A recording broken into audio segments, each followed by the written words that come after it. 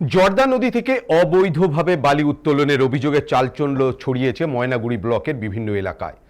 স্থানীয়দের অভিযোগ, দিনের বেলাতেই নদী থেকে তোলা হচ্ছে বালি, পরে সন্ধ্যা থেকে রাত পর্যন্ত পৌঁছে যাচ্ছে বিভিন্ন এলাকায়। আর প্রশাসনের নজর এড়িয়েই দীর্ঘদিন ধরে এই কারবার চলছে বলে দাবি তাদের।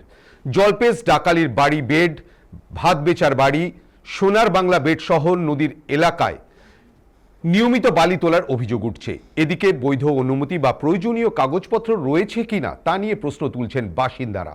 তাদের অভিযোগ, নির্বিচারে বালি তোলায় নদীর বিভিন্ন অংশে তৈরি হচ্ছে গভীর গর্ত এবং খাদ, ফলে পরিবেশের পাশাপাশি মানুষের নিরাপত্তা নিয়েও উদ্বেগ বাড়ছে। অবৈধ বালি উত্তোলন বন্ধ করে কড়া পদক্ষেপের দাবি জানিয়েছেন স্থানীয়রা। এই বিষয়ে আমাদের সঙ্গে রয়েছে সানি রায়।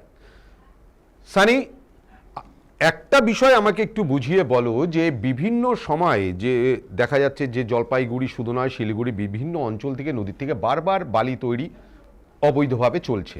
এর আগেও অতীতে যখন 2011 সালের পর যখন তৃণমূল সরকার ক্ষমতায় এসছিল এবং তারপরে কার্যত এখন বিজেপি সরকার ক্ষমতায়, এবং তারা কিন্তু ক্ষমতায় আসার আগেই বলেছিল যে এই সমস্ত অবৈধ বালির ব্যবসা, কয়লার ব্যবসা, সিন্ডিকেট রাজ, এগুলো আমরা বন্ধ করব।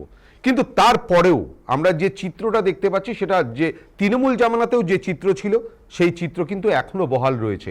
এখনো অবৈধভাবে বালি উঠছে। সেক্ষেত্রে দাঁড়িয়ে প্রশাসন কি কোনো ব্যবস্থা নিচ্ছে না, বা রাজনৈতিক যারা এখন শাসক দলের যারা বিধায়ক রয়েছেন তারা কি এটা দেখেও না দেখার ভান করে চলছেন? কি মনে হয় তোমার? একেবারে দেখো, তুমি যেমনটা বলছিলে যে প্রায় 100 দিন অতিক্রান্ত করলো নতুন সরকার, এবং নতুন সরকারের মুখ্যমন্ত্রী যে জিরো টলারেন্স নীতি অর্থাৎ আইনের শাসন প্রতিষ্ঠা করার কথা বারবার বলা হচ্ছে, ঠিক সেই জায়গায় দাঁড়িয়ে কেবলমাত্র জলপাইগুড়ি জেলা বললেই নয়, এই মুহূর্তে আমরা যে ছবি তুলে ধরার চেষ্টা করছি জলপাইগুড়ি জেলার ময়নাগুড়ির যে জর্দা নদী, এই জর্দা নদীর বিভিন্ন এলাকা থেকে কিন্তু ঠিক এভাবেই বালি লুট করার ছবিটা বারবার ধরা পড়ছে, এবং স্থানীয় গ্রামবাসীরাই কিন্তু সেই অভিযোগ তুলছে। পাশাপাশি স্থানীয় গ্রামবাসীরা সেই ছবি রীতিমতো ক্যামেরাবন্দি করে বিভিন্ন মাধ্যমে তারা সম্প্রচার করছে, সামাজিক মাধ্যমে তুলে ধরছে। তারপরেও কিন্তু প্রশাসনের কোন রকম পদক্ষেপ বা নজরদারি সেখানে চলছে না বলেই কিন্তু অভিযোগ তোলা হচ্ছে। আমরা বিগত দিনগুলোতে দেখেছিলাম জলপাইগুড়ি জেলার বেশ কিছু নদী থেকে কিন্তু অবাধে ট্রাক্টর টলি নামিয়ে, রীতিমতো জেসিবি নামিয়ে সেখান থেকে বালি উত্তোলনের ছবি, এবং আমরা সময় কলকাতা একাধিকবার সেই খবর সম্প্রচারের পর কেবলমাত্র তৎকালীন শাসনকালে যখন তৃণমূল কংগ্রেস ছিল, পুলিশ প্রশাসন, তো ওই সময়টায় যে অভিযোগটা তোলা হয়েছিল যে শুধুমাত্র আইওয়াসের জন্য সেই জায়গাতে অভিযান চালায়, তারপরে যে আর সেই পরিস্থিতি। কিন্তু বর্তমানে একেবারে সরকারের পরিবর্তন অর্থাৎ পালা বদলের পরেও এই ধরনের ছবি দেখতে হচ্ছে, কার্যত সেই জায়গায় দাঁড়িয়ে কিন্তু প্রশ্ন উঠছে।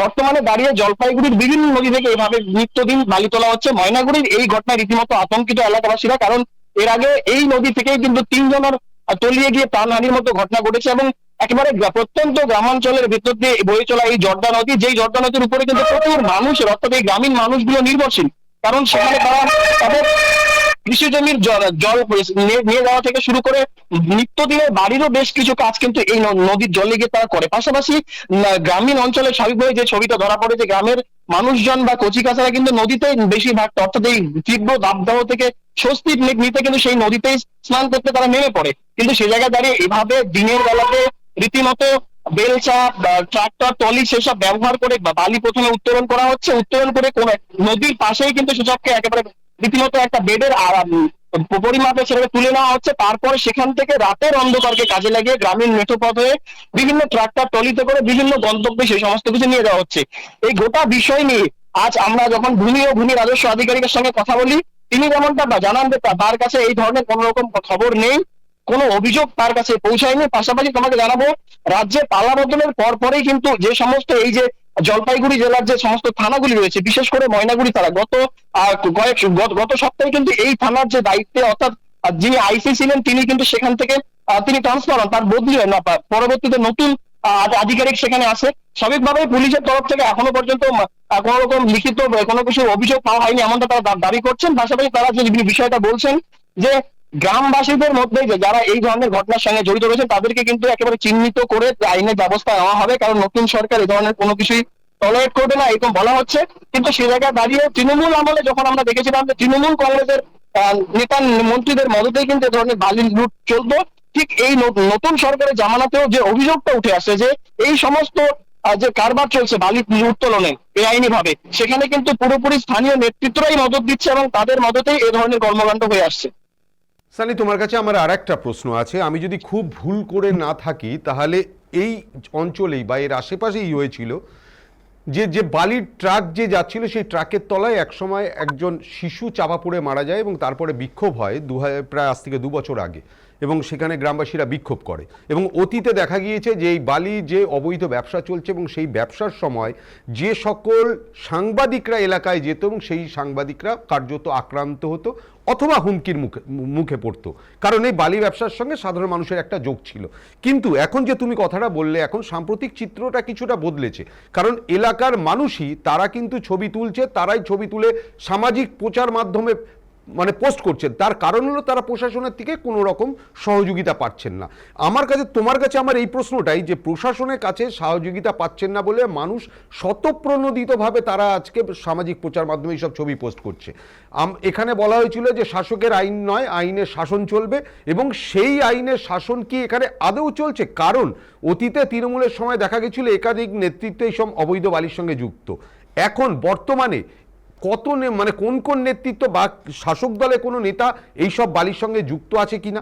গ্রামবাসীরা, তোমার কাছে যে প্রশ্নটা এটা আমি করতে চাইছি, যে তারা যুক্ত আছে কিনা, বা গ্রামবাসীরা এখনো পর্যন্ত কি তারা যুক্ত আছে এই সমস্ত বালির সঙ্গে, না যারা যে সিন্ডিকেটরা রাজ তৃণমূলের জামানায় যারা চালাচ্ছিল তারাই এখন বিজেপির আমলে চালিয়ে যাচ্ছে? অবস্থার পরিবর্তন হয়নি? সেটাই আমার তোমার কাছে জানার। একেবারে দেখো, তুমি যে বিষয়টা বলছিলে সাধারণ গ্রামবাসীদের সঙ্গে কথা বলে এবং দীর্ঘদিন ধরে এই যে বেআইনি ভাবে বালি উত্তোলনের ছবিতে একেবারে গ্রাউন্ড জিরোতে গিয়ে খবর করে যে অভিজ্ঞতা আমরা পেয়েছি, সেক্ষেত্রে কিন্তু এটা পরিষ্কার যে এই ধরনের যে একেবারে যে চক্রটা চালানো হচ্ছে, এই চক্রের সঙ্গে যারা যারা যুক্ত অতীতে ছিলেন বর্তমানেও তারাই রয়েছেন। শুধু শাসকের পরিবর্তন হয়েছে, অর্থাৎ রং বদল হয়েছে, কিন্তু বাস্তবে তাদের যে কর্মকাণ্ড সেই কর্মকাণ্ডের কিন্তু কোনরূপ পরিবর্তন হয়নি।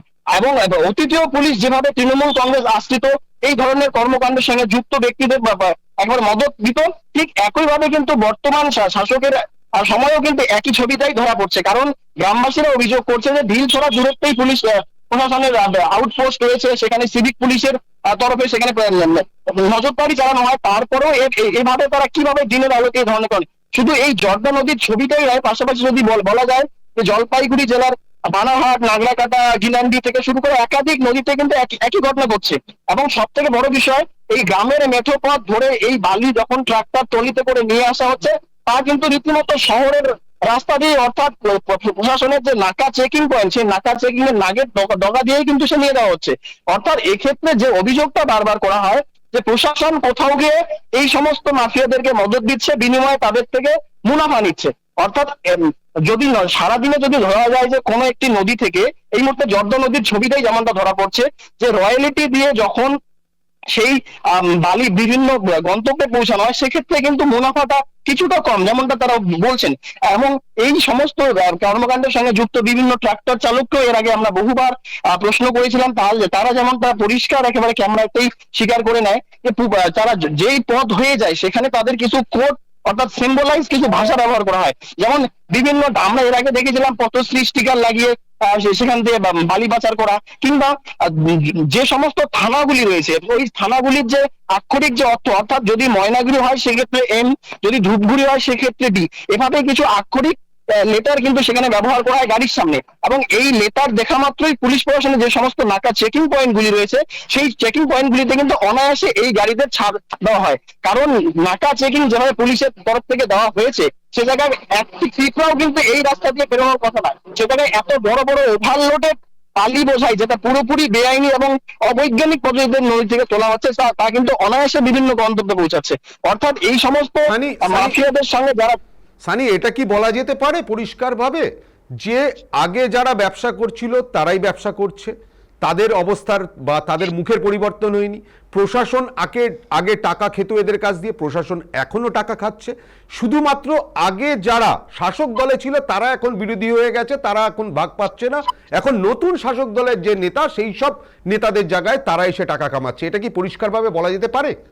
একদমই নিঃসন্দেহে এই ছবিটাই কিন্তু ধরা পড়ছে শুধু গোটা উত্তরবঙ্গের বিভিন্ন নদীকে কেন্দ্র করে এই সমস্ত অবৈধ ব্যবসায়ীদের ক্ষেত্রে। কারণ ছবিটা যেমনটা তুমি বলছিলে ঠিক সেই ছবিটাই ধরা পড়ছে। কারণ বিগত দিনে যে সমস্ত ব্যক্তিদেরকে চিহ্নিতকরণ করা হয়েছিল যে এরাই বালি মাফিয়া, এরাই সেই সমস্ত নদী থেকে তুলছে এবং এদের মদতেই হচ্ছে, ঠিক নতুন সরকারের আমলেও কিন্তু সেই ব্যক্তিত্বের কোনো পরিবর্তন হয়নি, তবে ধরনটা কিছুটা পরিবর্তন হয়েছে। ধন্যবাদ সানি আমাদের সঙ্গে থাকার জন্য।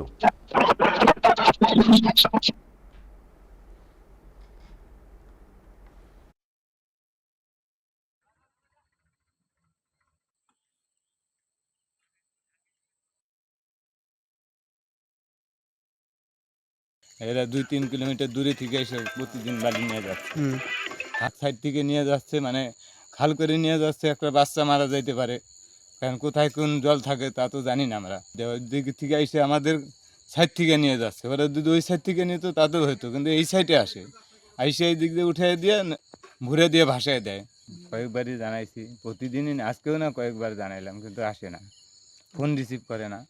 এর আগে তো জিসিবি দিয়ে নিচে 15 ফুট 20 ফুট খাল করে নিয়ে গেছে, তারপরে ওই যে এখন না কাগজ নেই ওদের, ওরা তো রাত্রিবেলা লুট দিতেছে, কাগজ থাকলেও তো দিনেই নিয়ে যেত, তখন তো আর আমরা কিছু বলতে পারতাম না। ওরা তো রাত করে নিয়ে যায়, দিন ভরে খালি তুলতেছে, রাত করে নিয়ে যাইতেছে।